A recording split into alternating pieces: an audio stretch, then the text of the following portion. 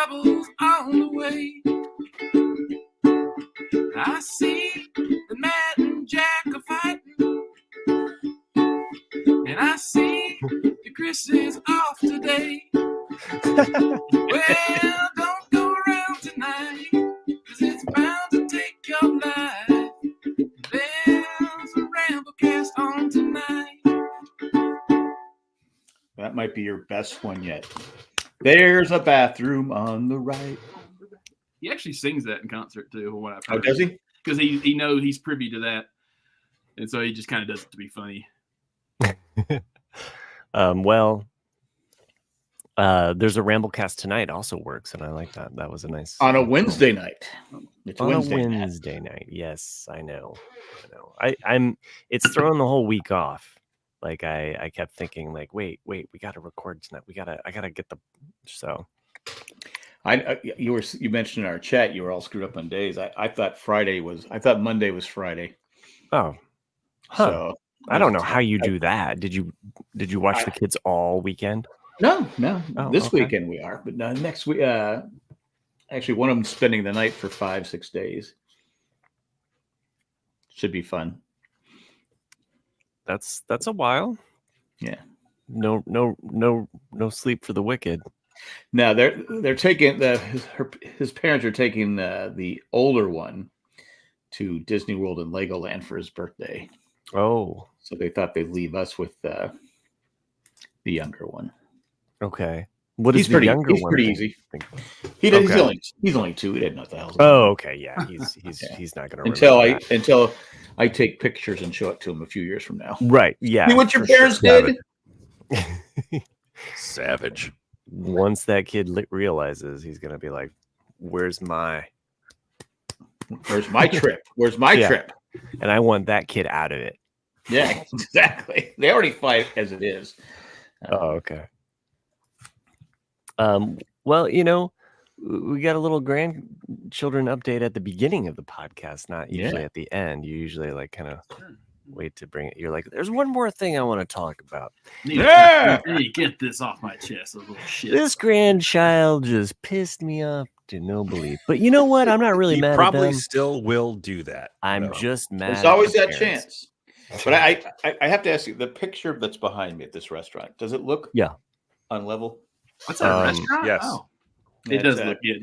It's called Conkeys. What I can't tell is Jackson Pollock ripoff. Is if the actual if there's a keystoning that's actually occurring and the wall, because the wall itself looks like it's narrowing down. It's like a keystone shape. And for people playing at home that are just listening, this is why again you show up. Yeah. Looks like a generic Jackson Pollock, though. I just gotta. Looks like a personal hell of going to a restaurant with fucking 6 kids. And the worst part was, it took forever to get the food. I think they were shorthand. I think they were shorthand, which is common now for restaurants. They're shorthanded. And they skipped us. One of the cooks skipped us and went to another table that just got there. We're all like, no. And you're trying to keep young kids happy. Yeah. Who are starving. He wanted to earn his money. Yeah. Wait till the kids are screaming. I guess. I don't know. But it's that restaurant's kind of gone downhill. I always hate that. Like when that clearly happens. They don't have enough help. Because there was a Mexican restaurant in Knoxville that I loved 20 years ago, and it's still there, I think. But Taco Bell? No, it was a proper, but you didn't run for the toilet immediately. You had to wait a couple hours, and then ran for the toilet. Taco Chef. Yeah, exactly. And it's always the way it is. Because it's always a family-run business, and they open up their first one. The first one's always like, fuck yeah, because they're really trying to make a name for themselves. And they had that one for probably 6 years, and then they had enough money to where they opened up 2 more different parts of town. And then, of course, because they suffer because they split up the family, you take this restaurant, I'll take this restaurant, and then all 3 of them end up being mediocre, and you're like, man, what the fuck? They spread themselves too thin. We have a local, brick oven fired pizza place, and I would go there. We would go there, but you walk in, you get seated, if you're lucky. And then again, there's not enough servers to come around. And so it's 25 minutes. And my wife was just like, I'm fucking out of here. Like, no one has helped me at all. Like this. And the man and the owner, like, we know her. I know her. Like, so that was awkward. Well, I wasn't there. Oh, okay. So I'm not sure if that would have pulled in like a faster, like, oh, there's Matt, I'll go. But she just stands off to the side while her servers just like, oh, she doesn't jump in. So it's like watching a boat with water that's just like slowly sinking the entire restaurant, and she's just like, this is great. Like the violinist on the Titanic. Yeah, I'm just like, well, do something. It's your restaurant. Like, so we just won't go there. I mean, it's like we've just been burned too many times. It's like, Charlie Brown. Is the pizza good? For our small town, it's the best artisanal pizza you can get. What style is it? Because you're in such a weird area. Because like you're close enough to Chicago, you're close enough to Detroit, you're also close enough to St. Louis, where you're getting like a mix of the style. Oh yeah, you can get actually decent Chicago deep dish pizza. It's actually, there's a place called South Side of Chicago, which is actually on the south side of Indianapolis, and they have some pretty like it's the pizza you want on that fall winter day. That's gonna like basically, yeah, it is. But they do it right. So anyway, I'm just saying from our local brick oven pizza. Brick oven pizza is typically very, very good. It is good, and my one complaint is that it's not big enough, and they tend to be a smaller kind of size. You don't get. Well, they're probably trying, with the inflation there. What do they call it? No, it's actually the size of the actual. They're all the same size. It's because when you put them into that brick oven, it's like you can get so many, and so they make them of a specific size and cook time and all of that. So they've always been that way. Yeah, they've always been that way. Because if you notice, everything is getting smaller and smaller. Speak for yourself. I was in the pool, so it's okay. Excuse. But we had a Chick-fil-A just open right next to us a couple. Good luck with that. And I'm not a big Chick-fil-A fan. Oh, really? Yeah, I mean, I like their chicken strips, but their sandwiches are always kind of dry and the buns fall apart. I'm just not. I don't get their fries are good and their drinks. I think your fries are good. I mean, they're not the worst fries in the world. That still goes in and out. You have to eat them right away because they don't keep their heat. They don't keep their heat, and also depending on the size of it, a lot of times if they're in a rush, like which usually there is a line, usually like they're not cooked all the way because they're so thick, and so it's like. You guys have Shake Shack? I love fucking Shake Shack. Yeah, I think we got a Shake Shack. Shake Shack's French fries. They got the crinkle fries. Crinkle fries, excellent. I don't often go to Chick-fil-A, but if I do, I used to go on Sundays. Their chicken nugs are really good. They are good, yeah. And then chicken what? Nugs? The nuggies, not nuggies. Nuts.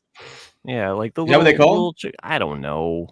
It's just what. No, I don't even know if they call them chicken. Do they call them chicken? Chick-fil-A. I don't know what they're. But it's basically the chicken nugget. The 12 piece. I usually say 12 piece nugget is what I usually get. Yeah. Sherry mentions the mushroom burger is interesting as well. I believe she might be referring to the Shack Stack. Yeah, the Shack. The Shack Stack is amazing. I usually go with the smoke shack. I don't like mushrooms. I get the patty with the mushroom on top. Oh. Mm-hmm. But you gotta be careful though, because that mushroom is like thermonuclear. And you bite into it, it's just like lava cheese on your face. You gotta be careful. My favorite thing about Shake Shack is not, even though it's all top notch. No, it's the fact that they're the one burger chain that hand cuts their buns, and they leave the backside still solid, so you don't push the burger through. Like you just eat it and it stays. That's what happened to Chick-fil-A. Yeah, like a burger bun is. And I always find it funny that I ask for like a chicken sandwich or something. They don't serve anything but chicken, so I don't know why I'm asking for chicken stuff. Chick-fil-A chicken sandwich can be. I always get the spicy chicken sandwich. Yeah, I like that. I like the spicy. Popeyes spicy chicken might be the best spicy chicken there is. Popeyes for like a chain. You know what I mean? It's not that good reheated, sadly. But I've never met a Popeyes meal that didn't finish. True. So what is I going to say about go ahead. You know how like French fries at restaurants, like they've gone to vegetable oil, right? Like because the McDonald's, like, okay, with the exception of duck fat in Portland, Maine, where they cook their French fries in duck fat. Okay, so I wanted to bring this up, Chris, because there's a restaurant we frequent as a family, and they cook their fries in duck fat. Oh, and they're so delicious. They're amazing, so good. And so the other day, my wife and we'd gone there, ate lunch or whatever, and we got an extra order of large fries so that we could take them home, right? And we had some other errands to do, and the fries were like sitting in the vehicle. So, you know, like as you go into a restaurant, or not a restaurant, but a store, and then you come back out, you can smell. I swear it took me back to the McDonald's French fry smell, like coming into the car and smelling. I was like, there is something to that.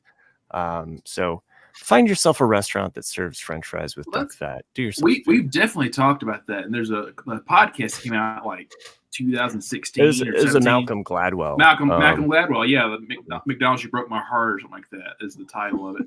And we've talked about that, how like I don't know why McDonald's does not go back to that 80s and older style of cooking the fries, because I get it at the time that people didn't want, is all the health craze of cholesterol and saturated fat and all that stuff, and so they were getting into the vegetable oil and the oil, I forget, but that's why the fries are not good. For 30 some odd years they have not been as good, and like because that's why you went to McDonald's. That's why you went to McDonald's, and I don't get it. Like every other fast food chain does it now. It's like, if I want, duck fat poutine. If,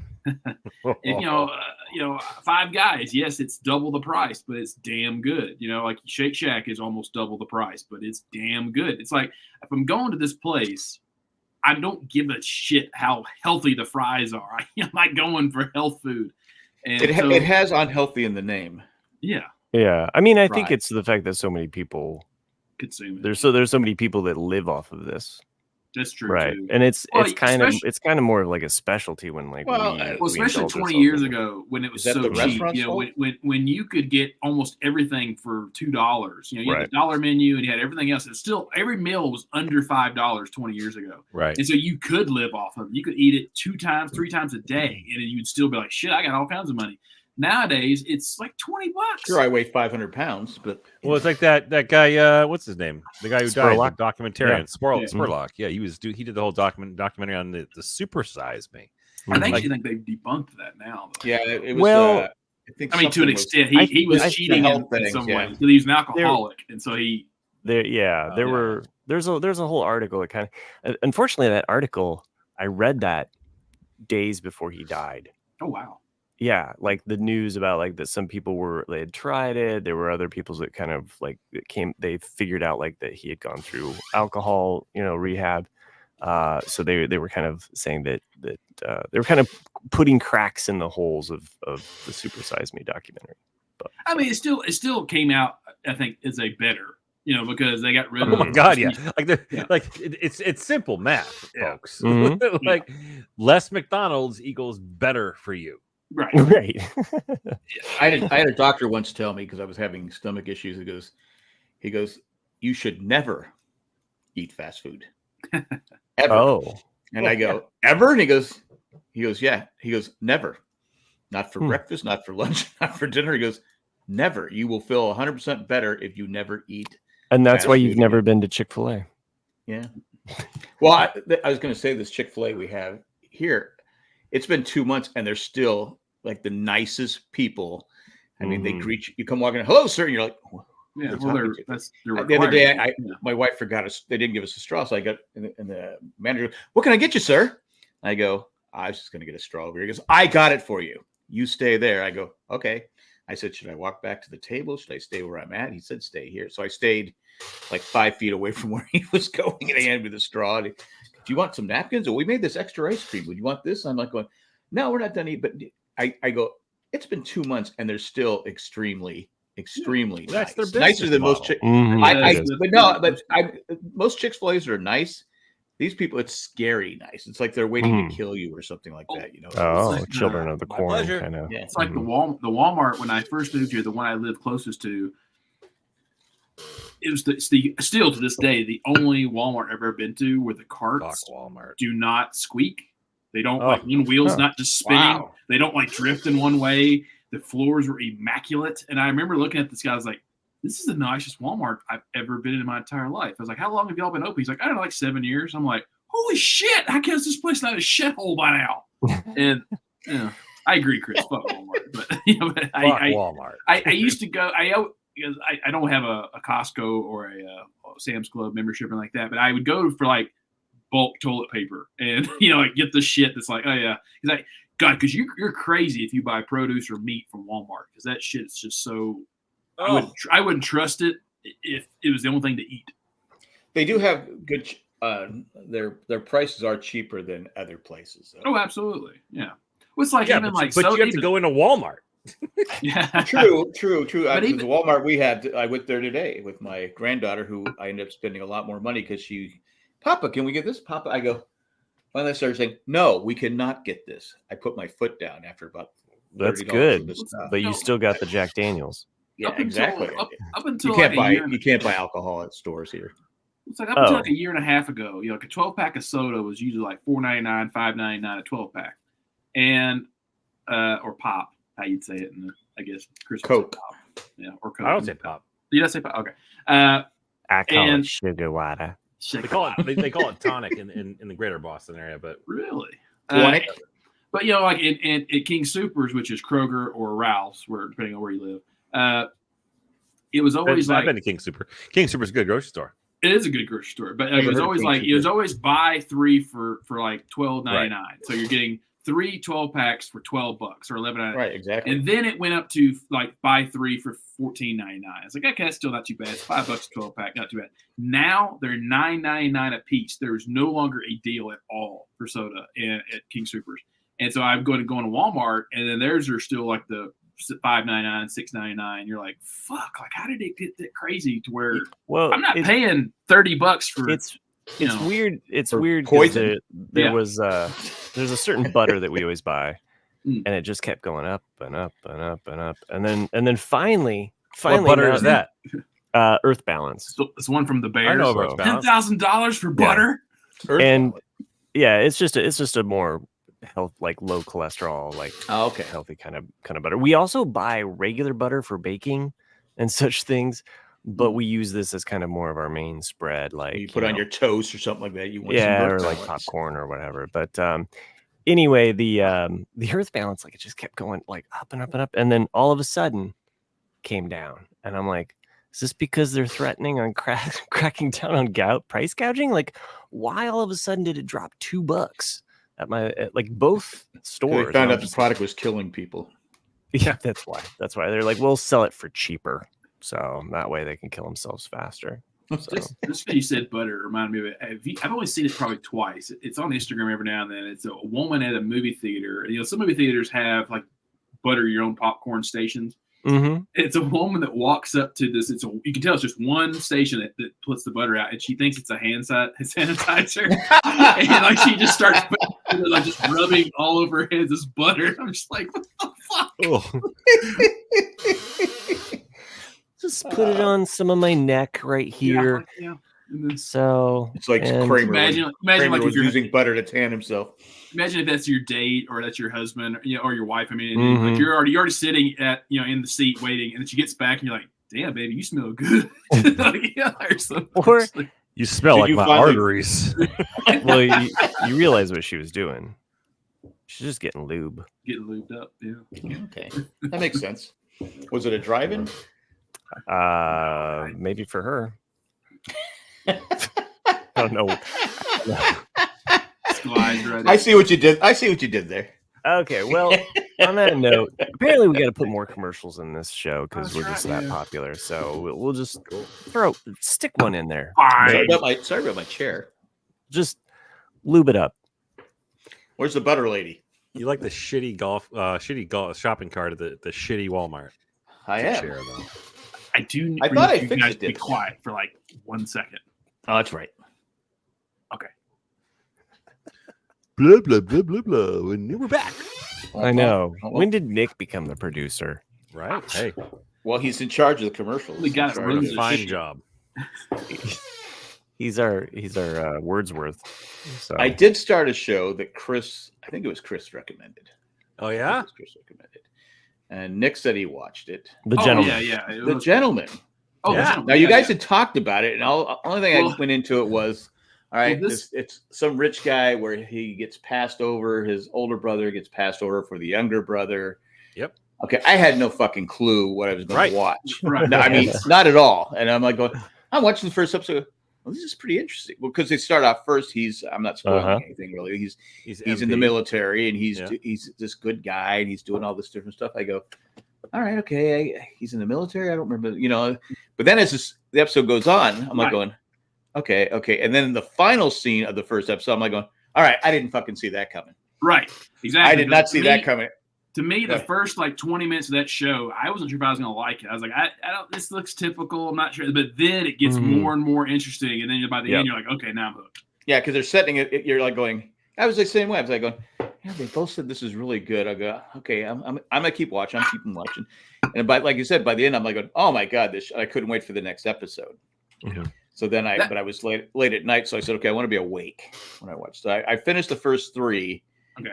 And I gotta say, it's pretty damn good. It's pretty good. Yeah, that was a happy mistake, because I think I'm on episode 5 or 6. I'm close to the end. I'm close to the end. But at that time, I had been recommending A Gentleman in Moscow, which is with Ewan McGregor. Right. And Chris heard Gentleman, and so he decided. Oh, he watched it by accident. I watched it by accident. That's exactly what happened. And then he's like, Nick, I watched that show you're recommending, The Gentleman. I'm like, that's The Gentleman in Moscow. He's like, I remember that combo. Yeah, and so then I went back and watched it, but I could.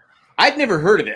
I wouldn't have watched it if you guys hadn't suggested, because I'd never heard of it. So for everyone, it's a series that's based on a movie by Guy Pearce. And I actually just started watching the movie the other day. I on a lunch break or whatever. But the movie stars Matthew McConaughey. All right. Charlie Hunnam. And that's the squeaky voice guy. No, Charlie Hunnam's the guy from Sons of Anarchy. Oh, the main character. Yeah, I get it. And who else is in that? McConaughey, Hunnam, and Colin Farrell. Colin Farrell, he's as well. Yeah, he's Irish. And I just started watching the movie a little bit. So the series is based on the movie, and then so it adds far, a bunch of stuff from all of Guy Ritchie's stuff in there. Wasn't Colin Farrell in another one of Guy Ritchie movies too? Was he in Bruges? Snatch? Was that Guy Ritchie? In Bruges. In Bruges is not Bruges. No, it's In Bruges is not his. But I was thinking of In Bruges. In Bruges is a great movie though. I love it. Fantastic movie. Mm-hmm. It's like a little fucking fairy tale. But to everybody listening or watching, The Gentleman is on Netflix and The Gentleman in Moscow is on Paramount. So if you're wanting to watch I recommend, because it's pretty fascinating. It's got a pretty fast. It's got a lot of interesting characters too, and the guy, was it Sam? Is Sam the guy that became the Duke? Mm-hmm. Sam. I don't know his name, but I can't remember the names. I kept looking at the guy going, what show was he in? The only thing I knew him from was from those really bad young adult movies, the Divergent series. Yeah. He's in the last season of White Lotus. Right. Oh, right. Yeah. I go, that's where it starts bugging me when I can't put 2 and 2 together, because I'm not good at math. And I go, God, what show is this guy in? And so I actually paused it and had to go look. And I go, oh, that's right, White Lotus. That's right. He plays. Don't you have IMDb on your phone? You should just have IMDb as an app on your phone. No, I just go on my computer. I'm watching it on my computer. Did you watch the Time Traveler's Wife series that was on? I did not. Mm-mm. Oh no, he's the time traveler in that. Oh, is he? Oh, okay. He's good. Okay, I remember you talking about that. Theo James is his name. But I have a theory. I'm just throwing it out there. I think that this guy, because he's too comfortable with some, I don't want to spoil people. He's just too easygoing about certain. He does something in the second episode. He does something trying to recover a passport. Mm-hmm. And I said, he's just too comfortable with it. Well, that's you'll see that like it's not just one or two characters that tell him this, because he kind of wants to be an honorable man and go straight or do the right thing. But they all say that to him at some point, like, you were born for this. Like, he's just natural in that. I think he's done it before. That's my theory. Anyway, because again, he's just. I mean, like, they even point out the girl says, he slept like a baby or whatever, and of course her brother Jack is a boxer. Goes, how would you know that? Because I don't think he likes Sam. Mm-hmm. Anyway. But great recommendation. I am really enjoying it. Good. Yeah, and then you'll say like it kind of blends a lot of themes from all of Guy Ritchie's films in it, because like the shotgun that's in like episode 2 or 3, like that's Lock, Stock. Yeah, Lock, no, it's what? Actually, technically, it's 1. Yeah, that's the episode 1 cliffhanger. Okay, yeah, and then you'll see Pikeys later on. I think I got to the episode with the Pikeys, and then I'm like an episode or 2 after. No, for sure. Once they showed up, and they're the dude that was stoned. there's certain scenes like. It's been a while since I've seen Snatch, but there was a certain scene where I was like, "Oh, that's exactly." Oh yeah. I know exactly. Exactly what you're talking about. And you're like, boom. Yeah. So, no, I like it. I like that there's this kind of like unspoken universe that this all exists in. Basically. And that's how I felt it was. It was just kind of like, this is like Guy Ritchie universe series. And for those keeping track at home, or maybe if you're hearing all the recommendations of watching it, take solace in the fact that Nick actually informed us earlier this week that it has since been renewed for season 2. It has, which is pretty cool. It's always good. It's always good. Yeah. I hate the one and dones that that aren't supposed to be one and dones, and it ends on and you're like, well, sometimes it comes from the budget. How much did the season cost to make? Well, I'm sure this is expensive, because the first 3 episodes to me have been rather expensive. I mean, the different cars they're using, and I'm sure renting out the castle can't be cheap. And I just just mild. We're not spoiling a lot of things, but the pot plants, like, do you rent those? Like, you're like, hey, we need a pot dealer to come in and bring all of these pot plants, or do you actually visit like pot fields? Like, just wonder how they plan that. Like they're like, they can't be real. I doubt they're We real. need pot actors. Where do we get the pot plants? Well, the one actor, he's believable, right? Yes, totally. Yes, he was an angel. Yes, that's good stuff there. I don't see the two of them together. There's good stuff in it. Yeah, maybe. I want a banana shake. Speaking of bananas, the show, keeping with the banana theme, like, you do much better on the bananas than I was doing. I don't know. I like your bananas. Your banana. I liked your last banana. It was Googled, tops with me. I just Googled banana surrealism. Oh, okay. So if anybody wants to find out the artist on that, not me, but I got my print in the mail that I discussed with you guys a couple episodes ago. Bananas of the remember that the artist that I found on Instagram, Scott C. The print that I bought was all the 80s TV show vehicles. Oh yeah.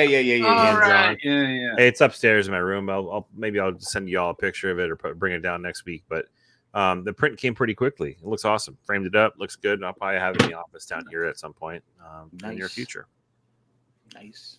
So since we're talking about I just was going to mention Sherry in the chat says Shogun was good. I'm hoping it is. I'm hoping it is a one and done, because I think they may ruin it with another season. I think they will ruin it with another. Yeah, well, to that point, everybody thought. I don't know how they can top it.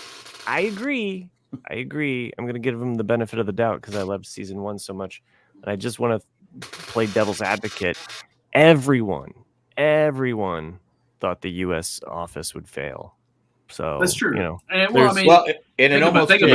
almost did. Yeah, exactly. Jack, like, there's the first season is a straight up carbon copy of the British version, and they didn't. Well, the pilot is. Yeah. So, and I felt it didn't find its feet until season 3. Really, I mean, it still was good in other seasons. I like season 1. It was just uncomfortable. Yeah. I mean, I felt dirty after watching it. Yeah, no, for sure. And I think they kind of find they kind of like their voice or their legs. But the basketball episode too, from season 1, I think is a standout. So what's wrong with me? And then once they get to the cruise, the cruise in season 2. It's fairly early on in season 2. I think that one, I can't remember what it's called, but it's when they all go out on a boat. I want to be a shrimp boat captain. Did we talk last week about the instigators? We were going to talk about it. We did talk about. You recommended it, Chris. Okay. And then I watched it. I watched it like 2 days later, and then I wrote to you to the show that Chris recommended, and then Jack said, "Okay, I'll watch it." So you said it has a Butch Cassidy. Yeah, like to me, that's what it was. Right. When I started watching it. Well, there's at least 3. There's 3 references. Chris, did you watch it? I recommended it. Yeah, he recommended it. So Chris is 2 for 2 tonight. You can tell that it's a modern take on Butch Cassidy's story. Yes, it's not a straight copy of it, but you can tell that what they're doing is Butch Cassidy. Well, because of course the one character is named Long Ball. And then they had the one where they're driving away in the armored car. They're being chased by horses, and I think it was Affleck's character goes, "It's like we robbed a train." He was like, "We robbed a train." They're being and then they actually say Bolivia. Yeah, right. And I go. So the cool thing about that movie, it was all filmed in Boston. Like I know those spots. Like my friend lives down the street from the bar. Yeah, police chases like that all the time. No, but the it was geographically done perfectly. So there wasn't like the whole Last of Us mountains of Colorado just west of Boston. That's what I was just pointing out. The mountains. The accents were done so perfectly because it was Matt Damon and Casey Affleck. The cultural references that you guys probably didn't pick up on, that if you live in this area, like you'd hear them, you'd recognize them. You guys don't. You don't. Yeah, you guys don't get it. No, there's a lot of culture like Boston references. Yeah, but probably shouldn't watch it. But the cool thing is it's from Artist Equity. So Artist Equity is the movie production studio that Ben Affleck and Matt Damon created. It's the one that did the Nike Air movie with. Right. So what's cool about that is they find like these screenwriters or these. Well, Casey co-wrote it. What's that? Casey co-wrote it. Well, so I believe the way it worked was I think he co-wrote the screenplay for essentially like a treatment that someone had written. Same thing with like Up in the Air, the Nike one. It was like someone wrote like a short film, and then they adapted it to a screenplay for the movie, but they gave all the credit to the original writer, which I thought was really, really cool. But yeah, so a lot of the great dialogue you're going to get is because Casey wrote it, right? Like he was nonstop funny. I thought, like even when he's bleeding out, like he's dropping. I can't. Do you ever laugh? Yeah, I laugh. Yeah. It's just so funny. And it's interesting. I've talked to a lot of friends and coworkers who have seen it, and some people are like they really just did not like it. And I'm like, you didn't get it. Like, are they younger? Nah, ish, maybe. But I'm just like that movie was everything it was supposed to be. It didn't veer from what it was. It wasn't Shakespeare. I mean, Boston. Actually, no. The dude, the one thing was from Buffalo, New York. Okay, there it is. Buffalo. Yeah. They're used to coming in second. Anybody from New York is going to shit on Boston movies. Yeah, it's true. They've got a prejudice. I think what I liked about it is because you mentioned Up in the Air, the Nike movie, Air Jordan movie. It just flew. It just had a flow to it. There was no law in it. And the same thing about this one. It starts off, and it just goes and goes and goes, and there's no. Again, it wasn't the best movie ever made, but it was enjoyable. It was an enjoyable popcorn movie. Exactly. It wasn't at one spot where I'm like going, all right, this part is so boring. Move on. Mm-hmm. It just flowed. It just had a good flow to it. And like I said, you had to kind of keep track of what Casey Affleck was saying because he was, cracking jokes and Matt Damon does a great straight man where he's just, Also, I think it's because it's his production company. I think Matt Damon especially tends to be very loyal to people that he's worked with in the past. And like he's only been married once, right? Well, yeah, he's not been. Yeah. It's like who was it? It was somebody made a joke at an award show. That's not shot at Ben Affleck or anything. Yeah, it was. That's Seemed what like it. I want to say. It was Ricky Gervais or somebody, but Matt Damon was coming up on stage, and the guy who introduced him goes, "The one person Ben Affleck has not cheated on." Matt Damon, and and you could just see Matt Damon's face like holding back so much of a warning to just bust out laughing. That's Ben just recently J-Lo filed for divorce. I mean, who didn't? I mean, I thought that was going to last forever. Who didn't see that coming? Since that's the second time, right? She was out partying on his birthday, apparently, and that made news. And I don't even know why I know this shit, but it makes a headline, and I'm like, fuck, I didn't. Oh, their anniversary? She filed on? She filed it on the day of their 2nd year anniversary. Diabolical. And he was out, like she was out having a girls' night on his birthday just a couple of days ago or a week ago or something like that. I mean, I can imagine he couldn't get along with Jennifer Garner, so there's got to be a problem there. But I got to imagine she's tough to live with. Yeah. Oh yeah. Jennifer Gardner. I mean, she definitely seems like Garner. She's a better person. Yeah. She definitely. But she's got her. I mean, I did like in Deadpool and Wolverine. She definitely pokes fun at that too. Sherry bringing it. It's her third divorce, so I guess. Well, she's no Elizabeth Taylor. No competent, but not yet. But what I was going to say about, I think she's too old to get, because Elizabeth Taylor was divorced 8 times. Jesus. Like the woman that played the psychiatrist in that movie. Like she's been in movies with. Oh, she was good. She was good. Yeah, I like. She's been in movies with Matt Damon before, and so he. I like the fact she wasn't going to leave him. Yeah, I mean, there's definitely a few things that didn't make sense plot wise. Yeah, she just walks up and is like, "I'll be the negotiator."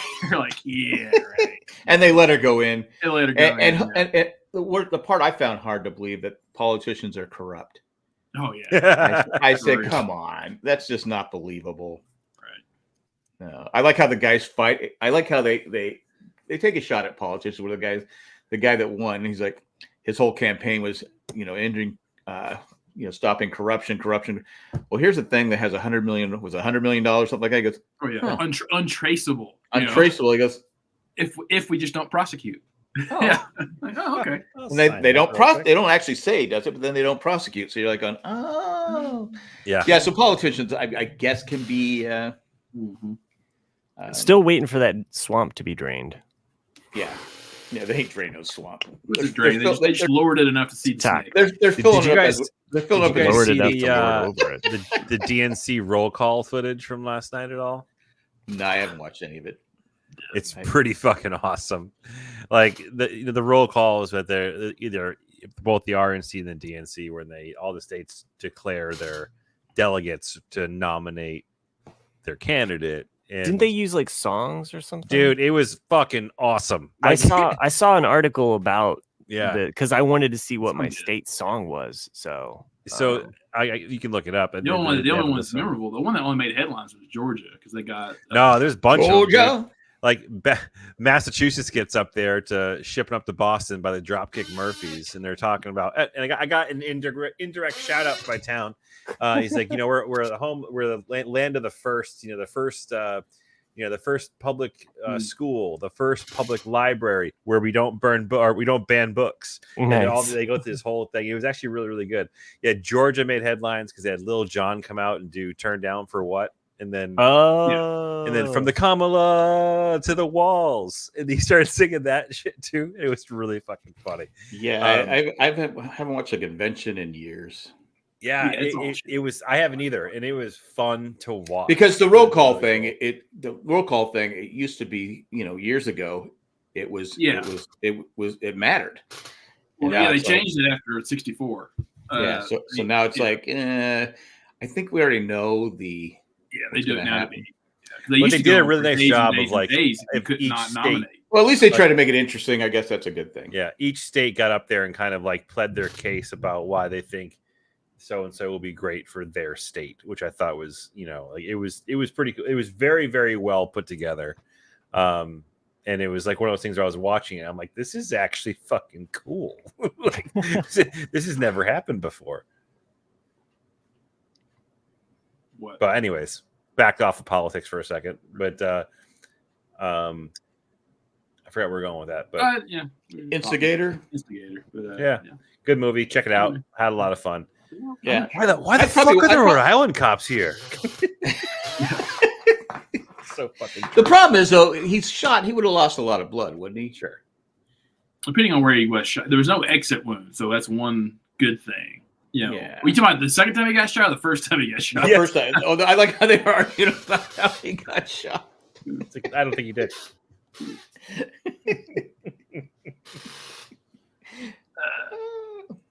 Anyway.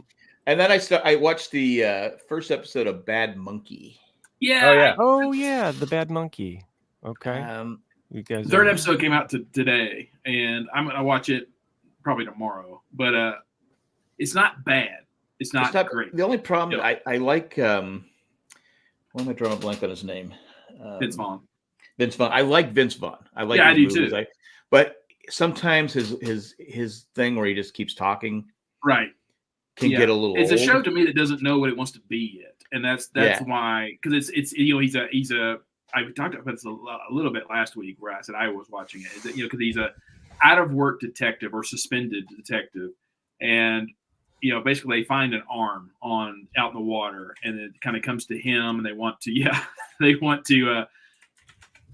You can tell that something is up, like it's some kind of vast conspiracy to hide evidence, and there's money somewhere being involved. You don't know what it is yet, so it definitely is a murder mystery type show, but it doesn't come across as a murder mystery type show. But yet it doesn't come across as a comedy either, like the way you would think a Vince Vaughn show does. So it's just kind of right now. It's like I haven't gotten it pegged yet. Like, what are they going for? And that's because it's narrated by somebody. And he's telling the story. He goes, now I'm going to do something you always hate. We're going to go to another story. Right. They stop the one, and Cindy goes, I hate that when they do that. I go, that's why I'm laughing over here, because you hate when they, any show she's watching, she doesn't want them to divert to something, like when Lost would go. They're telling a story. They go, you have to, and she goes, I hate that. So like I said, one of my favorite movies that I've mentioned a few times, I always forget the fucking name of it. I don't know why I'm a little like judgy about people that are like, I don't like it when things jump around. I need it to be a linear straight line. Well, somebody did that for Lost, so you can watch that now, as Chris mentioned a couple weeks ago. Yeah, and but I like things to be kind of. I like the mystery. It depends if it's done well. If it's done shitty, then it's like, okay, why did we waste our time going over here when that story is boring? Well, I mean, that's why you spitball things with your writers and you take off, Jack's tattoos off the wall. You're like, that's a bad idea. We just don't need to learn about Jack's tattoos. What else to say? Like the movie Wonder Boys came out in 2000. One of my favorites. I've mentioned it several times. Yeah, great soundtrack too. But I was forgetting his name. Who's the main guy in Succession? That actor's name? Brian Cox. Brian Cox. Brian Cox is not a main character. Yeah, he's not a main character in the show, but he's definitely in it. And I think it's him. I think it's Brian Cox. But anyway, 9 times out of 10, I don't remember that actor's name, so I'm just Super Troopers. But he's given like a Super Troopers. He's a police chief. Oh, oh, really? Actually, I remember him from Deadwood. We're just derailing. I swear to God, if one of you guys says shenanigans one more time, I'll pistol whip you to death. Yeah. Anyway, so Troy, he's giving it's shenanigans. Hey, Farva, what's that name of that restaurant you like with all the goofy shit on the walls and the mozzarella sticks? Over there? Shenanigans? Talk about shenanigans? Like, that's a definitely. Yeah, fucking liter cola, please. Yeah, liter. Or 6 Schlitzes. What? A liter of cola? I need 6 Schlitzes. Whatever's free. Whatever's free. Anyway, so yeah, it's about Arthur. This movie, but that's one of my memorable lines in that movie is he's talking about future authors like writing and he goes, and I swear to God, if any of you use fucking voiceover, it's fucking lazy writing. It just goes over. He's like. He just died laughing because how many shows have you watched exactly like that where they're just fucking voiceover? What is that from? I know that line and Brian Cox saying that. No, right? it is. It's Wonder Boys. That's what I'm saying. It's Wonder Boys. Okay, well, yeah, there you go. I don't think I ever saw Wonder Boys. That's why I know it since I've seen it. So you should. It's like I said, it's 24 years old now. But it's Jack, this is Michael a Nick Douglas. recommendation. Okay, it's not a Chris recommendation. I usually go with the Nick recommendations though. It's Michael Douglas. Robert Downey Jr. It's got an all-star cast. I mean, maybe I have seen this movie. Francis McDormand. You know what? I'll Google an image search while we take a commercial break. Damn. Yeah, I mean it's crazy. Like I forget we have to do them. So there's so many movies I can't remember that I've seen in it. Yeah, I mean, like I said, it was not a hit. It was not. Not many people I know have ever seen it. It's one of those my guilty pleasures. You can only get it on DVD. You can't. You probably could stream it now, but it never came in on Blu-ray or but like, doesn't he look like he's looking at boys? He's like, I wonder what those boys are doing. Well, he's from Hollywood. Yeah, that's the cover I'm used to, right? Toby Maguire's. Toby Maguire. I don't think I have seen it. Kate. Tom Cruise's ex-wife. Kate Hudson. No, Kate. I think that was right before he married her. Katie Holmes. Katie Holmes. There it is. I had the K and the H right. Still on. Wonder Boys. But basically, yeah. My Wonder Boys. Michael Douglas's character is a author who teaches a class at like a prestigious college, and he's had one of the best books ever written. It's like everyone buys it in school, everyone knows it, and he's never written another book. And so people keep bugging him, like, when are you going to come out with another book and all this? Because I can't top this one. I'm a one-hit wonder. Well, the thing is that that's not true. Everyone thinks that, but like he opens up his drawer, and that's his problem is that he's been writing a second book, but he doesn't know how to finish it, and he's got like 3,000 pages of this just ungodly book. And it's like if somebody visited Tolkien and he only published one book called The Hobbit, and he's like, well, I have all of this other stuff. Right, exactly. Kind of like some guy that wrote Game of Thrones. Yeah. Well, that's what I keep up a lot with George R. Martin, and 2 years ago he said he had 1,100 pages written already that he knew was going to get published. I say 200 left to go. I say bullshit. Well, the thing about George R. Martin, I think, is that he doesn't write linear or chronologically or linearly. I can get the word out. Linearly. Thank you, Chris. And because like there's chapters that were published in like 2011 that he wrote back in 2000. Like because he's like, oh, that's a good idea. I want to put this in somewhere because his chapters are not chapters. So his mind is all over the place. Well, his chapters are points of view. So it's not like chapter 1, 2, 3, 4. It's like here is Jack chapter 7.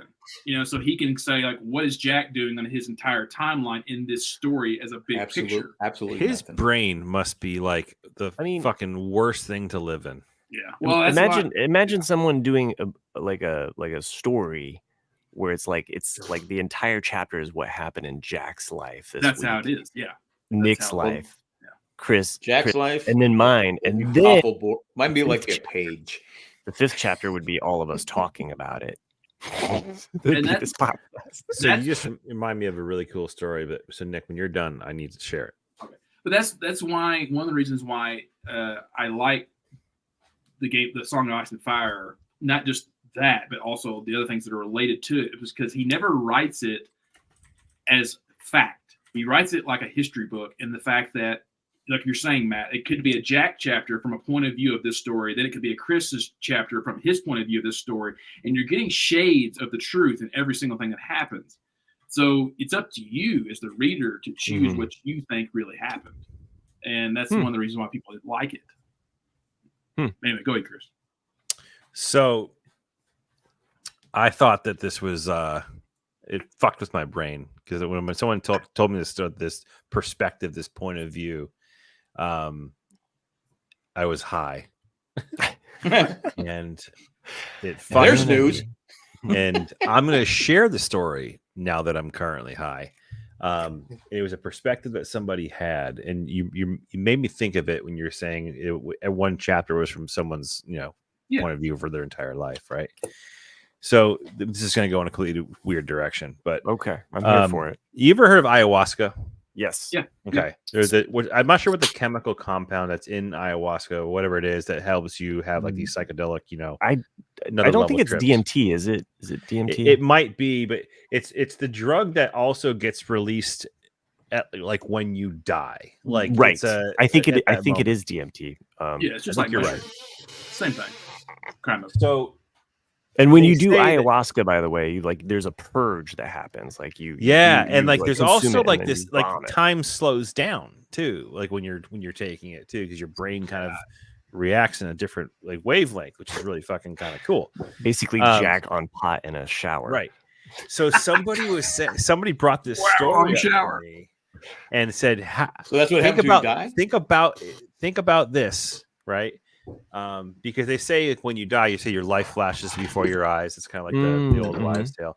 So think about this. What if, the idea of your life flashes before your eyes is 100% true because it's your body's way of shutting your brain off. It goes through this whole crazy influx. What if we're all fucking dead, right?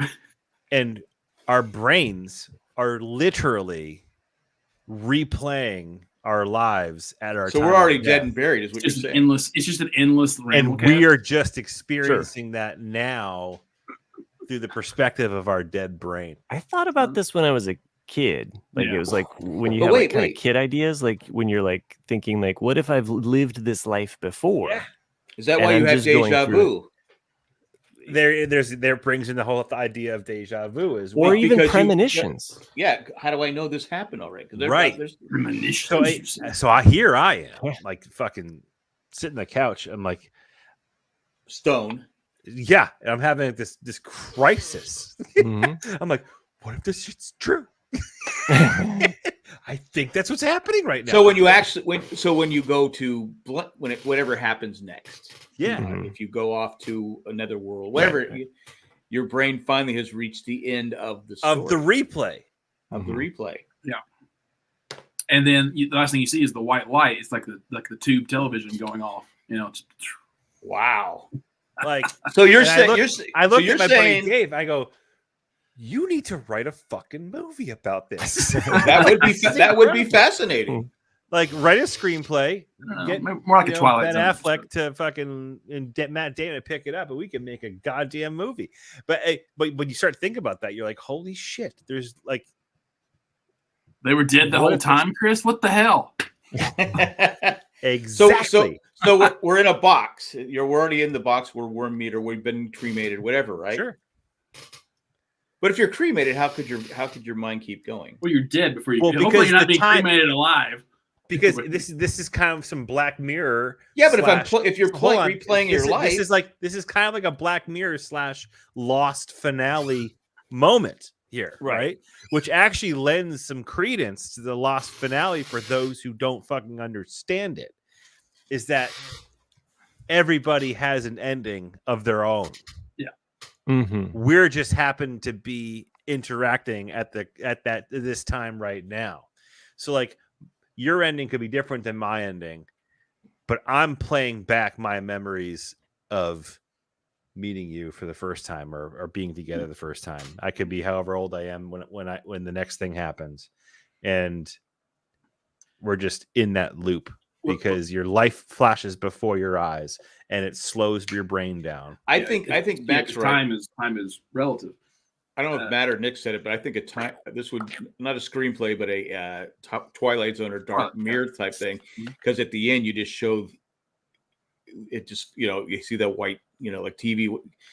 Kids today don't know what it means, but when you turn the TV off, it would make that and go to a little dot, and sometimes the dot would just stay there for a little bit. Matt, you got quiet.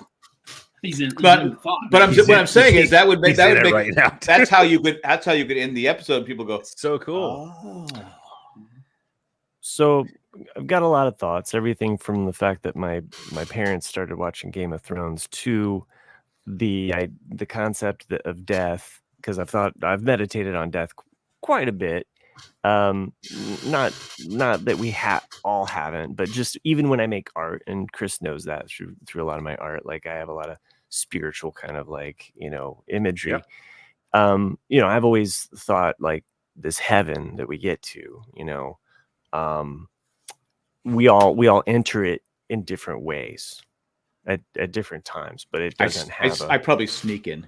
It doesn't have a start or an end. There is no time. Time doesn't exist in this other area. This is where our spirit kind of goes after we do the shutdown. So I don't mind the replay. I just don't buy into the fact that once the light's out, that's it. Because I have to think that the energy moves on. It's energy, yeah, exactly. Yeah. Because so there's so many stories out there of reincarnation of like not necessarily that it's you are not being reborn, but the energy of all the other energy in this universe is being recycled. And so there's so many people that be like, hey, like how many things you've never done this certain thing ever, but it just comes naturally to you. Not to get all like, Transformers the movie on you, but till all are one. Like the all spark. So and like could there be like another dimension? It's like another dimension. Chris, you loved that. You loved that I snuck a Transformers reference. We must find the all spark. Dimensions are a different thing, No, I'm saying, but could that be? You go to another. Yeah, because I'm 62 now, so I'm starting to go. Okay, if I make it to 80, that's 18 years. That's it. And I've said we were talking about a family function. I said I'd rather just die in my sleep. I don't want to, if that's it. But I don't know. Or if there's something next, I'll find out. But everyone goes, and Jay was like, "Would you want to say goodbye to everyone?" I go, everyone. I often wonder though about even dying in. That's why you don't go to bed mad. That's true.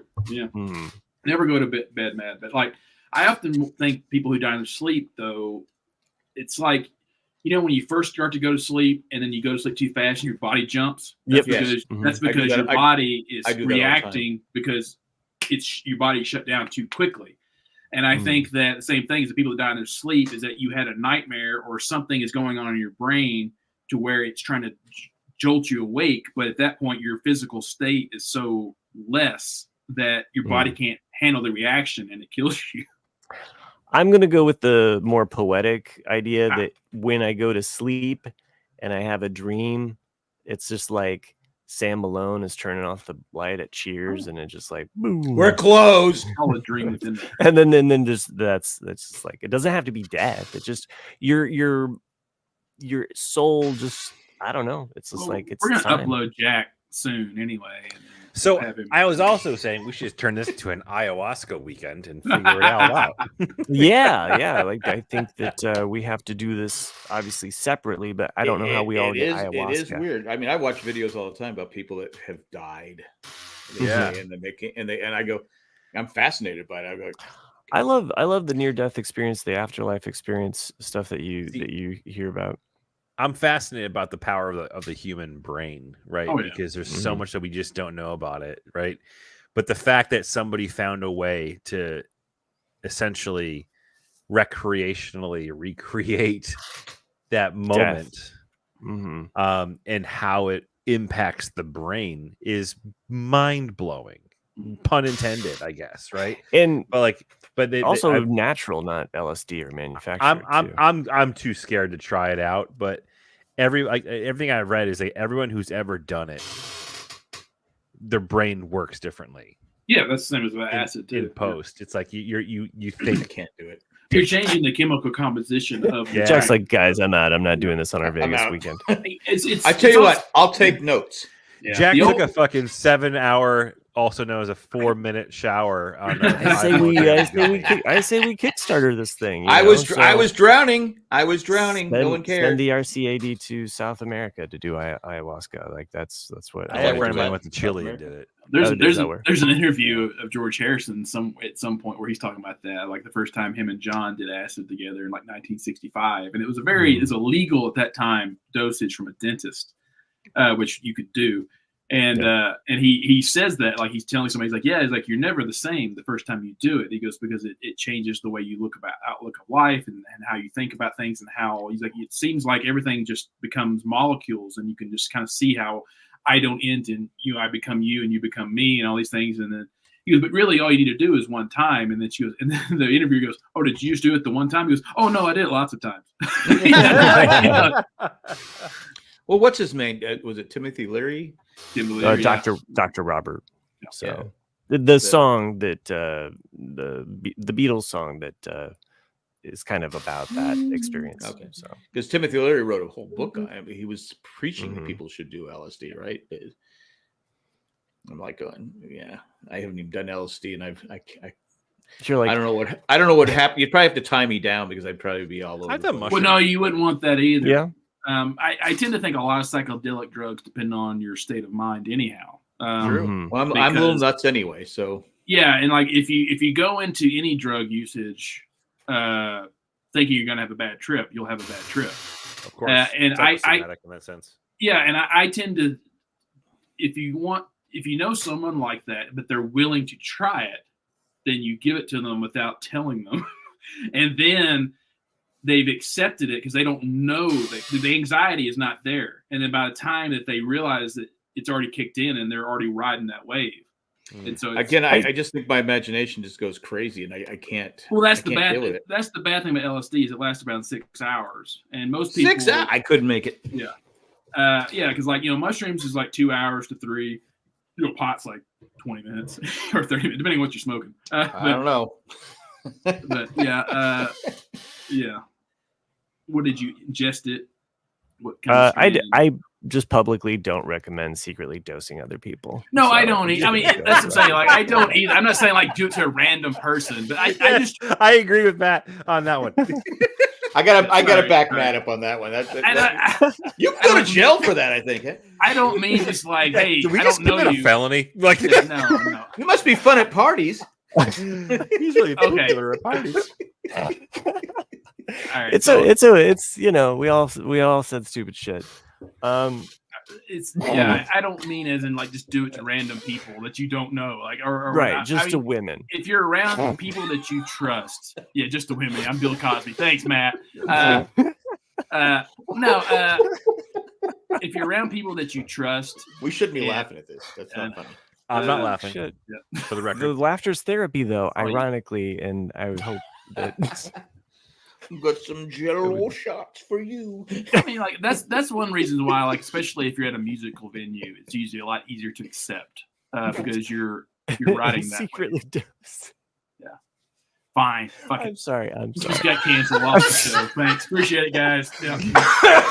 that was the producer. I can't stop him. I'll stop. So I mean, I've done mushrooms before. So I mean, I ate mushrooms back in.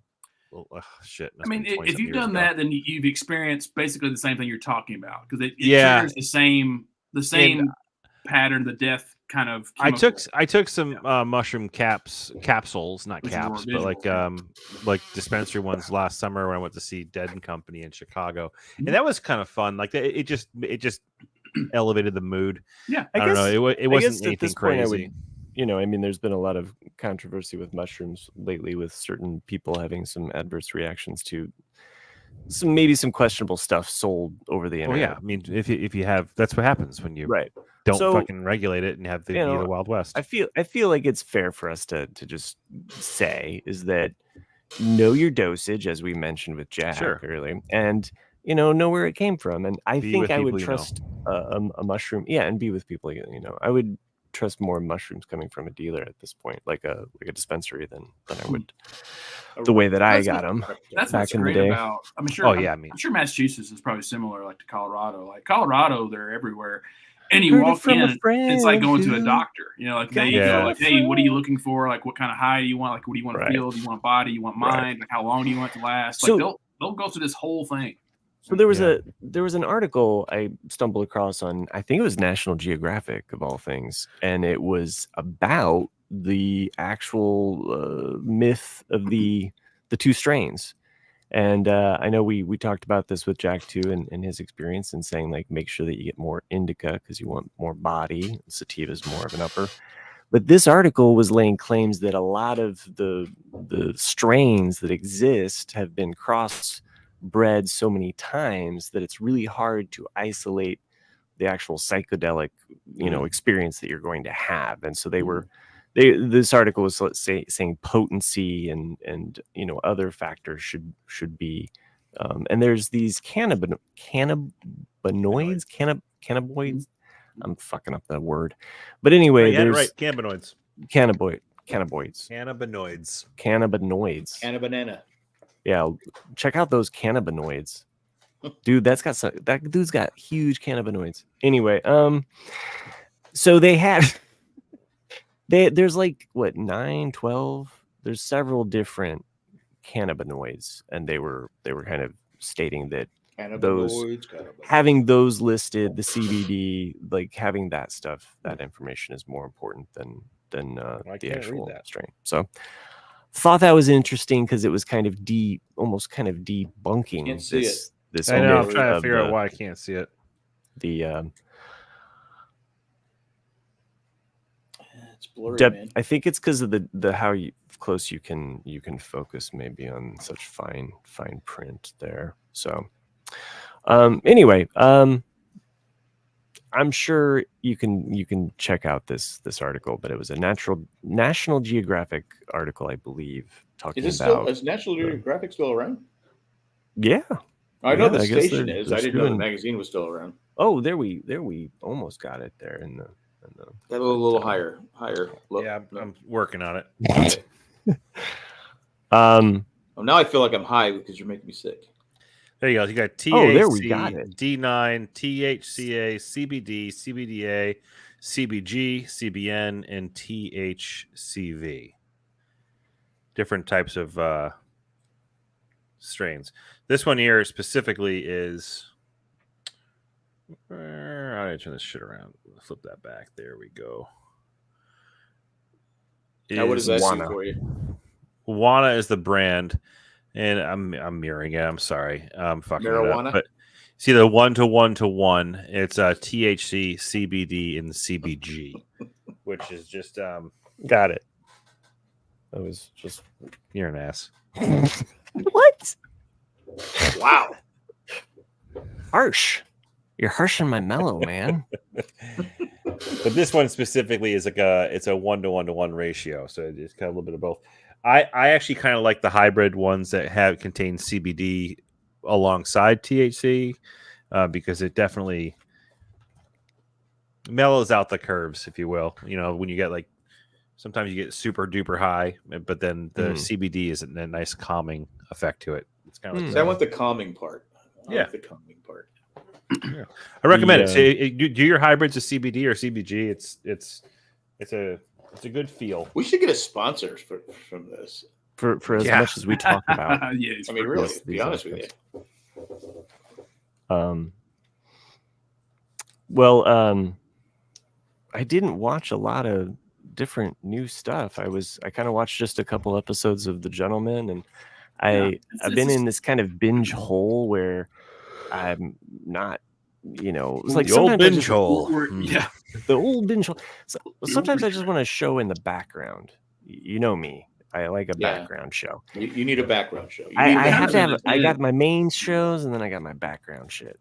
So we're kind of in a dead area right now because sports aren't back yet. Nothing new has come out in the last 3 weeks. Sports ain't back yet. Baseball's still going. Well, baseball. I mean, like football. I mean, you know what I mean. I mentioned this a few times, I believe, and I'll tell you, I have to say it again. I am so happy that I've nerded out and gotten into wrestling because I'm serious, man. I saw a Be Real of you and your son watching. It's content that comes out twice a week, right? It's every fucking week, and the writing. I'm telling you right now, for those who have watched wrestling in the past. It's not lazy writing. They are fucking killing it right now with the writing of this stuff. It's like it has never been. Yeah, that's what it is. It has never been as good as this that I can ever recall, and I've been having so much fun watching it. So much so that I found out that for Christmas I'm getting tickets to Monday Night Raw in Boston. Whoa! So in 2025, it's not a porno. No, Monday Night Raw has actually been purchased by Netflix. So Netflix is going to stream Monday Night Raw live in 2025, and it's going to be unrated, and there's no sponsors they have to be beholden to. So it's going to be interesting to see how that impacts the writing of the show and all the storylines and everything. But man, it is so much fucking fun to watch, and my son and my daughter have gotten into it because of all the theatrics of everything. It's been a lot of fun. So if you're looking for something to have on in the background, you're trying to sell me on wrestling. Give it a fucking shot because it's a lot of fun. Acid? What's that? Yeah, that's it. Maybe on acid. Maybe I'll try it on acid. No, the show that I actually recently just put on the other night, was Futurama. So there's new seasons of Futurama that have dropped, I think, last year and this year, and I've been curious. So I did a little skip back because I was like, the last season I remember was maybe, so I just was kind of picking up, I think, in the 2013 season. I don't know. There's a lot of seasons of Futurama, but really funny shit. And I finished a couple more episodes of Detroiters. Oh, did you? Yeah. I like the George Wallace one where he's the Motown guy. Yes. Because George Wallace, if you don't know his comedy, he's hilarious. He's not the George Wallace, the racist Democratic governor. Different George Wallace. Okay. Because they came out around the same time. That episode is a fun episode, I think, of Detroit. When they're wearing they dress into his clothes, and I thought it was funny. But yeah, it's. I'm glad you recommended it. I'm enjoying it. It's very funny. But I did want to talk about something that shocked me. My wife and I have been married 35 years. 35. And poor man. You poor 34 years, something like that. And we've been going, so like 38 years together. Well, the other night I was hungry, and I said, I'm going to have a bowl of cereal. Sorry. What? Okay, go ahead. Anyway, I thought this was going in a dark twist. No, it's not a dark twist. I'm going. I said I'm gonna have a bowl of frosted flakes, Kellogg's Frosted Flakes. Should have gone with Captain. I put the milk in there. She goes, "What do they taste like?" I go, "Wait, what? How old were they?" No, I just bought the box. She goes, "What do they taste like?"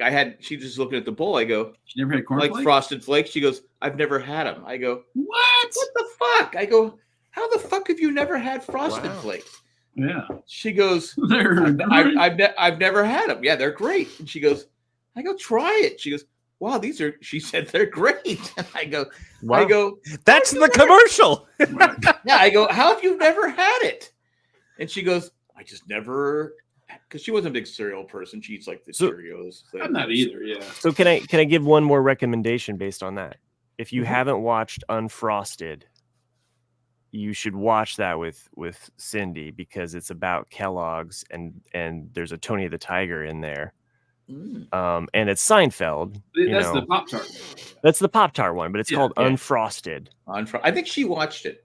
Oh, she already watched it. She already watched it with it. I thought it was actually funny. Because the whole frosted, because the jokes the guy that developed it, well, he was a doctor. And he developed for his patients to eat, that he didn't, and it was brothers the one that had the idea of coming up. Oh, you mean Kellogg? So Cindy watched this, but she's never had Frosted Flakes. No.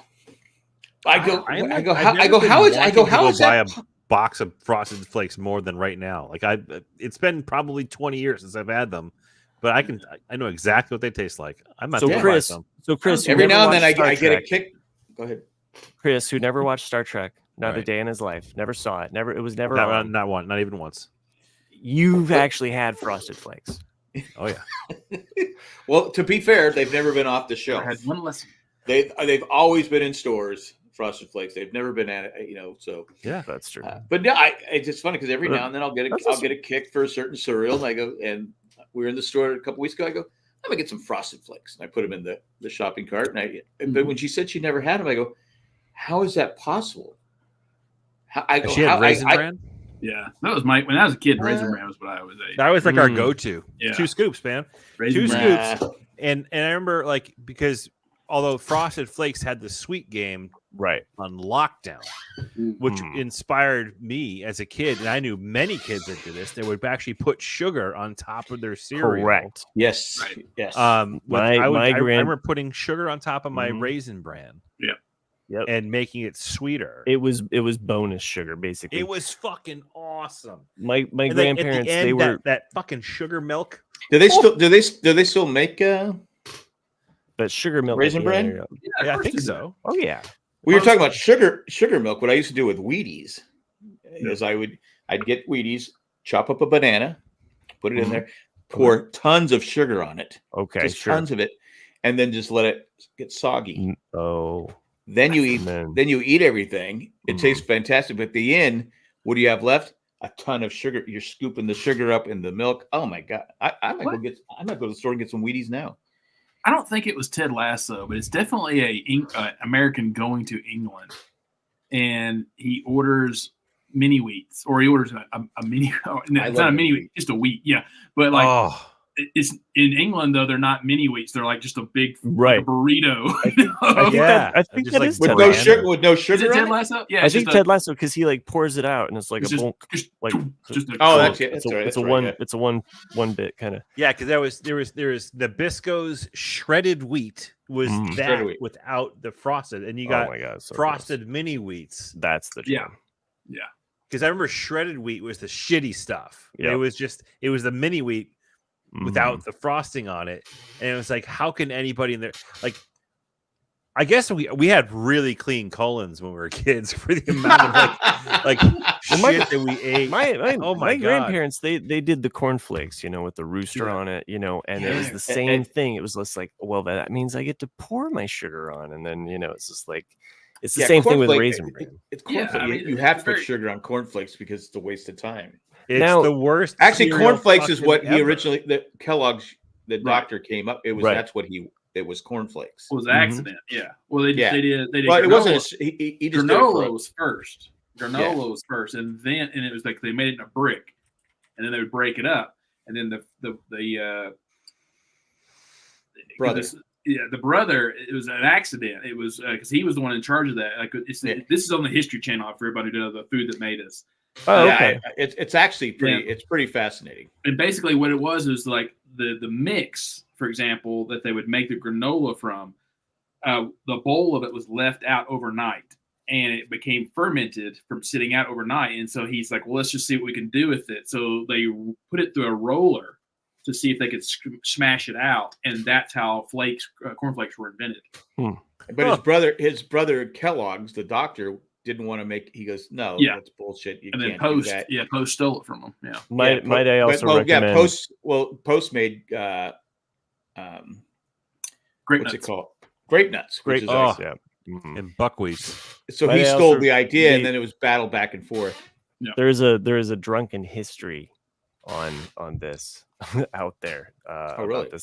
About this the Kellogg's. Yeah, if you haven't seen that, the Foods That Made America, that's really good. It's several seasons, but some of them are, like I said, like we talked about this a year ago or so. Like my favorite episode was the very first one I ever watched, which was the Americanization of hot dogs and hamburgers, and it's so good about how White Castle in Kansas was like the American version of the hamburger. And then how Nathan's Hot Dogs basically made it okay to eat hot dogs because no one would eat them, and and I don't want to spoil it because it is very good. The guy's name was Nathan. Yeah. So the first pig was also named Nathan. The one I like is the ketchup one because the reason they developed the ketchup was good as well. Yeah, because meat was sold out in public and it was usually bad. Yeah, and it had a bad taste to it. So what they did is they got ketchup. There's another one, Sherry. Another one for the market. Improve the taste. The tongue's out on that one. People. What was crazy about that is how it's catsup, which was a Chinese. Yeah, it was a Chinese thing. It was a black liquid. It was not a tomato base. It was this whole other thing. Yeah. And that's why it's 57, is because he went through 57 variations before he finally got it right. And it's really, that's why I used to always say, why do they always call it tomato ketchup? I go, I think we know, but then I found out that there's ketchup made out of different stuff. Yeah. So I was like, oh, so that just wasn't being stupid. That was, I don't think I've ever had the other ketchup. No, I don't think anyone has. Yeah. And that's never caught up. That's one of the things I always laughed about in Mad Men season 1 or 2. Like Heinz actually comes to in the show Mad Men because it's like they were always known for beans, and yes, like, we want to get away from ketchup being the thing that we're known for. We want to go back to it's like, well, it's tough shit, buddy. Like you're known for ketchup.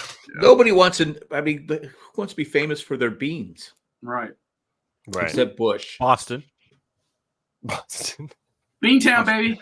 Boston baked beans. Yes. I mean, my mom loves Boston baked beans. I can't get into them. Are they still around? Are you talking about the actual baked beans? You talking about the candy? I'm talking about the candy. The Boston baked beans. I actually have a box in my dresser. Really? How old is it? Brand new. Okay.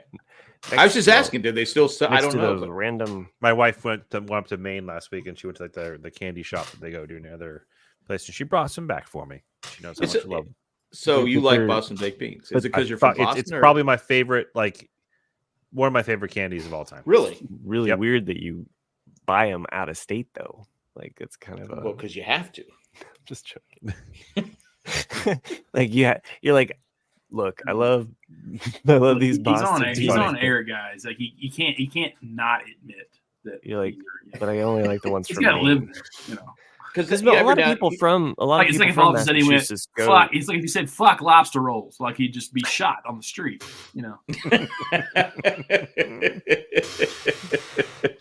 Could happen. Could happen. They take their lobster rolls serious in Massachusetts, right? Yeah. Don't fuck with their lobster rolls. Yeah. You know what? If anyone says the fucking red clam chowder, we'll just slit your fucking throat. There's no such thing as red clam chowder. Remember Cracklin' Oat Bran? I do. Yeah, I do. I am doom scrolling fucking cereal boxes. I figure we lost you because you had that look. I had glazed over. Open for like 10 minutes. Well, you know what? We should take yet another weed. Commercial break. Let's just wrap it up. There's a lot. I do the same thing, Chris. I tend to go through those rabbit holes of like food that you liked and then you've forgotten about them. Yeah. Like someone put up pizzerias the other day at Keebler. Oh yeah, I pulled that up. The chips. Yeah, the chips. Those things were absolutely out of this world. Yeah. Chris's eyes lit up when you said that. Yeah, well, I mean, because there's so good. There's so many things that are good that you don't buy them on a regular basis, and then they go away. I'm having some cornflakes after this. That's all I'm saying. Nick, to your point, like I was at Big Lots of all places because they have these like sodas. Big Lots, I cannot lie. They have these like boiling sodas. And I picked up a couple. Boylan? I think it's B-O or B-O-L. Boylan. Oh, the sodas? Boylan. Yeah, those sodas. The sodas. So good. Out of New York. The pops. Yeah, the black cherry, the orange. Those things are awesome. And the grape. I picked up the grape. Yeah, the grape's good too. And so I had the grape the other day. We were roasting out some veggie brats or whatever. And my son, he saw that I had the grape one. And then I see that he poured one for himself later. And I said, you like the grape? And he's like, yeah, this is really good. It's super sweet, And I said, that's what the 80s tasted like. Just pure sugar. You messed out, kid. Because of the grape, it's just so. When I drank it felt like it. I was like, oh, this is like going back to like Faygo, like your kind of run of the mill like grape soda, just. I can't remember last time I had a grape soda. Yeah. Dude, I literally just finished one. So like I make my own seltzers. The Soda Stream. There you go. No one's ever seen. Yeah. I couldn't remember the name. Boiling. Black cherry. I haven't had black cherry since I was a kid. This black cherry is fucking crack. It's so damn good. Now, how much do you spend? They're like $1.25, I think, a bottle. Okay. The Big Lots. Next time at Cracker Barrel, I'm gonna get me a black. I'm gonna get a black cherry. The black cherry is always at Cracker Barrel. The orange is harder to find. They have all kinds of drinks. Cracker Barrel has all kinds of drinks. Yeah, they do. So I make my seltzers in the Soda Stream, right? And I buy, how you can buy like it's like for different brands like Mio and all those things, like the flavor enhancers. Mm-hmm. Well, Kool-Aid has a line of them.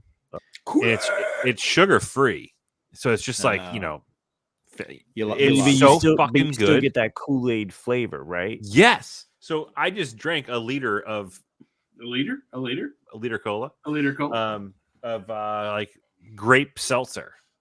So good. It tastes like I was drinking a Kool-Aid. Who knew grape soda was the sponsor of tonight's show? Yeah. Grape Crush. That was it's funny. All the drinks I used to like.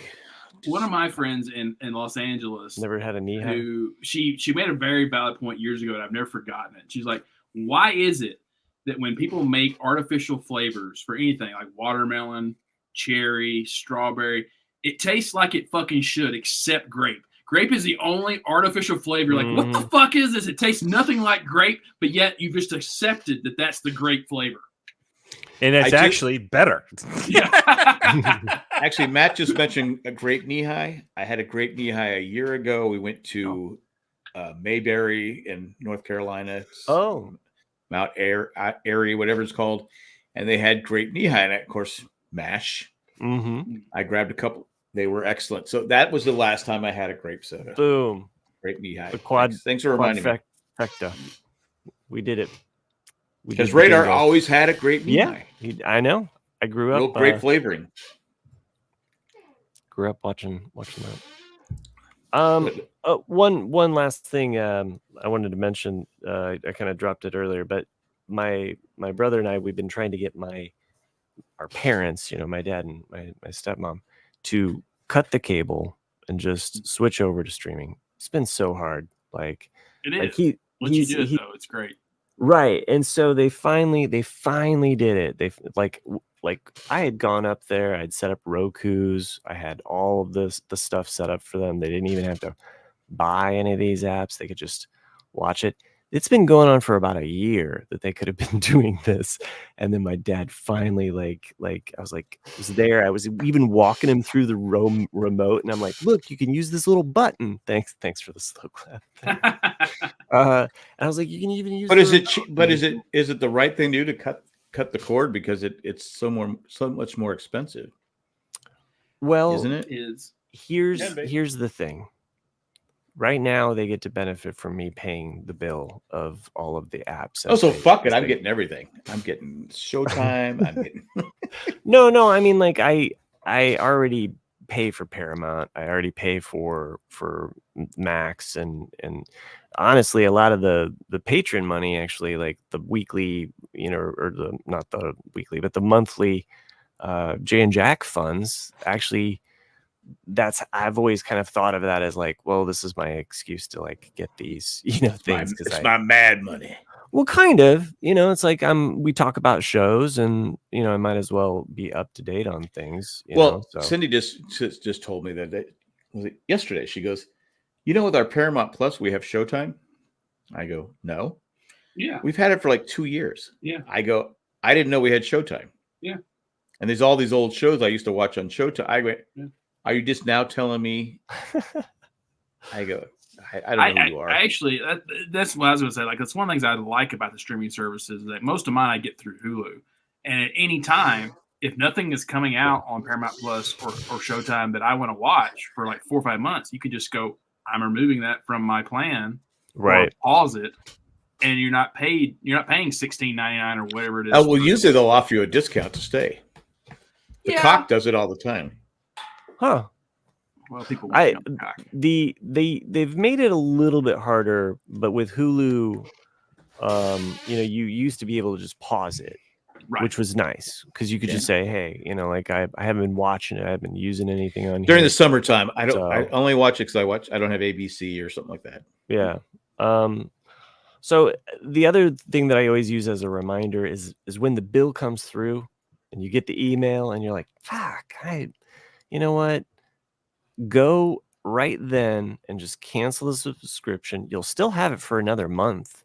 And then at the end of that month, if you forget about it and you're still not watching it, you're not going to get paid again, or you're not going to get charged again. Right. And then when you're ready to go back, it'll be on your terms and your schedule. So, I think there is some liberty in this.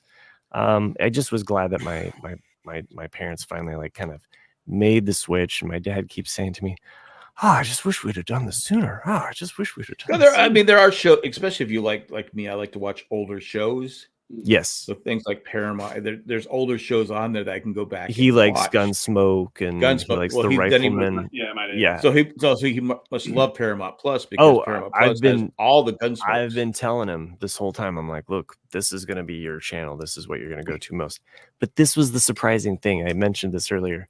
Found out my stepmom just like started binging Game of Thrones. And it's just so funny to me. She likes the sex scenes, right? I don't know. I maybe it's all when the brother and sister had sex. Oh my god, that was great. Know what? When the one guy got beheaded, like that was just peak. And he put his head on a stake. Oh my god, that was so cool. So anyway, and then of course my dad's like, so yeah, I started watching it.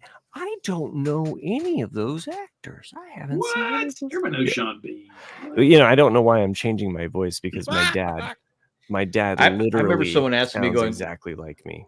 Where in history was this? I go, what? Yeah. They go, I don't remember this. And I go, it's fantasy. You don't remember dragons? The hell? Yeah, I go, yeah, it's all fantasy. They go, it's based on the War of the Roses of England is what the main history elements in Lord of the Rings. It's his Middle Earth. It's Middle Earth. It's a hodgepodge of a lot of things going into one thing, but the main vein history wise is War of the Roses. With Kathleen Turner and Michael Douglas. Yeah, absolutely, and Danny DeVito. Yeah, Danny DeVito, who's always in those. I think when I saw that movie, I was too young to understand the ending. It was an ending that stuck with me, though. Isn't the ending one that chandelier? Yeah, they die. Sorry, spoilers. Fuck. I haven't seen I just watched it. I didn't watch the ending. Thanks a lot, Matt. Sorry. Thanks a lot, Matt. Well, blame that on me. But blame me also for the rain ending this show. I'm gonna pull this puppy over. We've been going 2 hours. It's an hour and a half. God, hour and a half. This is like God. This is a short show. You're inflating the numbers like a politician. What the hell? I did want to say get some honey smacks right now, though. No, you said Frosted Flakes. You can't. You can't. Have you guys seen the price of Sunday ticket? No, it's $749 for Sunday ticket. Jeez, I almost shit because I was like going because I used to when I was still a Charger fan. I paid for it I think I paid $249 back in 2016. Jeez, damn, and I go $749. I go, it's not worth it. Holy shit! I go. Luckily, I have some streams I can watch it free. Right. But I go, it's just that's what my dad was also calling me about. He was just like, so football. How am I going to be watching football? And so then I'm walking him through. He's like, oh, I already have Prime, so I know, because they have Amazon. So he's like, I know. Well, Peacock, you can watch the Thursday games. And I said, well, Peacock has Sunday game. Peacock has the Sunday night game, and then Paramount Amazon has the CBS. I do. I do. Paramount has the CBS games. Hulu package that has ESPN Plus, which that gets me almost every college football game. And it gets me really? the NFL too. Yeah, especially like those random games. If you're really a diehard college person, it's like your team versus some very low team. They'll have it on there. But when I saw that, I said the NFL eventually is going to price itself out. Yeah, because the you can't. I mean, who can afford to go to a Super Bowl? Who can afford to go to a playoff game? I think they've already done it. Yeah. Well, because eventually, this price point is ridiculous. I don't know. It's just, I just said high. I'm sitting there thinking to myself. I go, I couldn't afford it to watch that if I was, still a Charger fan. I go, and 66% of their income comes from television. Yeah. That's where that's where the whole It's amazing that we need to move to LA to become more competitive. No, it's 66% of all NFL teams' income comes from television. And then you hire a cheater as your head coach. And then you put it on the taxpayers to Mr. build Religious stadium. Yeah. So we've also seen that. But anyway, I was just shocked. I said, "Holy fuck! What was it last year?"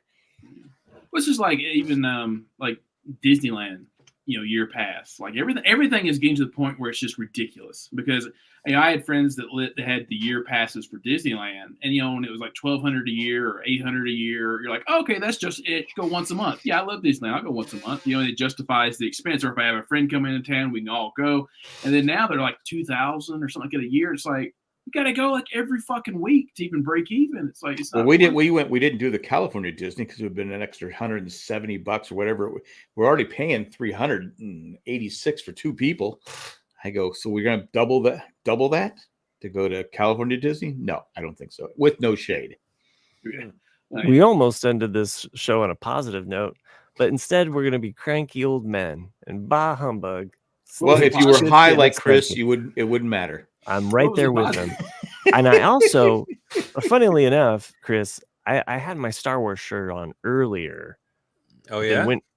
But then I, changed or whatever. I had my free cold shirt. Now I'm like, but I was like, I could have been rocking this Knoxville drinking. Cindy's store today caught 2 people stealing, and they actually No, today they got the cop. They were able to call because the eye in the sky. Said you can call the cops. Nice. They called the cops. They got the cops got there as the guy was walking out with all the merchandise. His partner ran around the corner, and they caught her trying to get in another car. So they were all excited that they finally got somebody. Finally, one for the team. It was like okay, we finally got somebody who was stealing arrested. Damn, they were really because usually they're so frustrated because they can't do anything. So you literally there was an eye in the sky. There was like a helicopter. Well, they have the probe loss prevention LP guy. Yeah, he was there and he was watching it, and he said, okay, this person's stealing. Once they walk out the door, call the cops. And the cops were there. Boom, arrested him. So they had like a party because they finally got somebody. Wow! Out of the millions of people who are stealing all that merchandise, costing jobs and everything else, they were able to arrest them because you can't touch them. You can't touch people that are stealing stuff because they can sue you, unless you're an officer. Or you're in unless you're not even have an officer, you can't really. You got to be careful, what you do because they could say it should be like Casino. It should be like the movie Casino. Yeah, just take them back and take them back. You bust their hand up with a hammer and say, "You gonna steal again?" I don't think so, fucker. No, exactly. I'm with Nick on that one. Banana candy flavor, also super artificial flavor. Thanks, Matt K, for mentioning likes that. Banana candy flavor. I do like banana. What they call wacky wafers. Wacky wafers, sure. Vanilla wafers. Vanilla wafers. No, not the No, they're called nanners. They're like sweet tart, but they're not. They have like watermelon, blueberry, banana. I'm pretty sure we talked about this too with Starburst flavors. Because I don't think any of us chose yellow. Because I'm skeptical as fuck. I mean, I've met 2 people in my life that yellow is their favorite. I'm like, I don't trust you. That's not right. I mean, I'll eat them. I'll eat them, yeah. I'll eat them just in the pack. They're not my go-to though. No. But you know what you do with the yellows? You mix them in with the red. Blend them up together. Them up together with like the orange and stuff. You chew them all. You can't taste it. You get like a straw banana. That's quite delicious. I have always been a fan of the fruity mix. I think that's why I've always liked Fruit Loops. Has been always my favorite. That's Apple Jacks. I'll tell you, Apple Jacks is a great. But there's something about that. I don't know, that artificial citrus about Fruit Loops. It gets me every time. I like Fruit Loops. I'll tell you something. I'll tell you something else I thought was interesting. Damn fucking close. Was that for like probably a decade? Desert Island. No, Skittles. For like the last decade up to the last 2 years. The green switched to green apple from the lime. And I did not know that. Yeah, it was always lime. It was always lime forever, and then they switched it to green apple. And then the last 2 years, it's been back to lime, but they're like the original lime up is what. Why can't they make up their fucking mind? And I haven't even noticed a difference. But there was a whole. You will notice a difference. But there was a. I don't know the difference. I have met 2 people that are way younger than me that hate the lime. I'm like, what? It's the OG. Yeah, they grew up. They grew up with the. So originally it was lime, then they switched to green apple. To green apple, yeah, to green. Then apple. back to lime. Now they're back to lime. But I've met so many like younger people. Okay, why did they switch? Just something different. But they don't switch the other flavors, just the lime and just the green. Yeah. I don't understand why can't we have both? Like make a super green pack. Look, isn't it enough just to be an American? Dispensaries. What's up? But I'll be honest with you. I never knew there was a different. I didn't know they went from lime to green apple to lime. Yeah. Because I don't know about you. When I have some Skittles, good. I just grab a handful and put them in my mouth. Yeah. The amalgamation of all the colors together. Yeah, I don't go. That's I'm going to eat what it's like to be an American. Because my grandson, toss them in. Yeah. Ashton, he only likes he only eats the red ones. So what do you? All right, let's wrap this fucking. I'm trying. Let's do it. I don't know. Nick and I were on a roll with the Skittles, but that's okay. Go ahead and cut us off. Okay, the producer always wants to end it early. What? No, I mean we were doing. Well, so I guess good. he's used to finishing quick, so that's okay. We were trying to end it on a positive note. We've already lost a listener because they were like, these guys are too Nancy negatives. Well, you know what? If they had to leave, who cares? Wow. Or were they a patron though? I don't think so. Well, on that note, it was probably Randy. If he probably did. No emails? I don't think so. I'll check one more time. Chris is going to eat his microphone. I was well, at least it's editable. If you want to send us an email, and why wouldn't you, send it to rcadcast@gmail.com. Gmail. Head on over to jandjack.com. Help us out with our funds there. If you want to become a patron, there's a lot of people that are, but there's few that go above and beyond, and those are Eckhart Richter, Maggie the Magnificent, Ed the not so creepy mailman, and Joanne with the master plan. Thank you for doing what you do. Thanks for making this show possible. Thanks for everybody that joined us live. Mike, Sherry, Will, Matt K, Will Fry, Randy, you were there at one point. Anyway, good night, everyone. This was a great show. God bless. Tell us, what's your favorite? Is it you like lime or do you like green apple? Like, come on, write us an email. Lime or green apple? That's your first. You like Frosted Flakes or do you like Raisin Bran?